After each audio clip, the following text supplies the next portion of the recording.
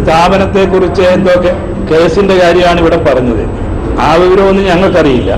മാത്രമല്ല ആ കാര്യങ്ങളിൽ എന്തോ കോടതിയിൽ നിന്ന് സ്റ്റേ വാങ്ങിച്ചിട്ട് നിൽക്കുകയാണ്. വസ്തുത എന്താണെന്നും അറിയില്ല. അപ്പോൾ അത്തരം കാര്യങ്ങളോട് ഇങ്ങനെ ആരെങ്കിലും എന്തെങ്കിലും ചെയ്തിട്ടുണ്ടെങ്കിൽ അതിനോടൊന്നും ഒരു യോജിപ്പില്ല.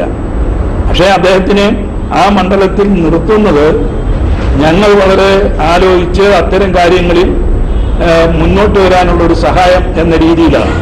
അപ്പോൾ ആ ഒരു മാധ്യമരംഗത്ത് പ്രവർത്തിച്ചിരുന്ന ഒരു പ്രവർത്തകൻ അതിനേക്കാൾ ഉപരിയായിട്ട് പൊതുരംഗത്ത് ബന്ധപ്പെട്ടുകൊണ്ടിരുന്ന ഒരു പ്രവർത്തകൻ എന്ന രീതിയിൽ തന്നെയാണ് നിർത്തിയിട്ടുള്ളത്.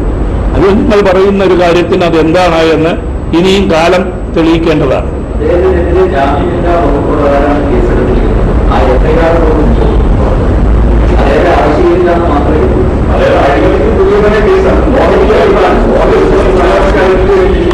ഓഹരി തട്ടിപ്പ് ആ മനുഷ്യൻ നടത്തിയിട്ടുണ്ടോ ഇല്ലയോ എന്നുള്ളത് അറിയില്ല. ആ കേസായിട്ട് വരട്ടെ. ഇപ്പൊ വളരെ വ്യക്തമായ കാര്യങ്ങൾ അതിനകത്ത് ഞങ്ങൾ എങ്ങനെ പ്രതികരിക്കുന്നു എന്ന് അപ്പൊ കാണാം. അതല്ലാതെ തട്ടിപ്പിനും വെട്ടിപ്പിനും കൂട്ടുനിൽക്കുന്ന ഒരു പ്രശ്നമില്ല.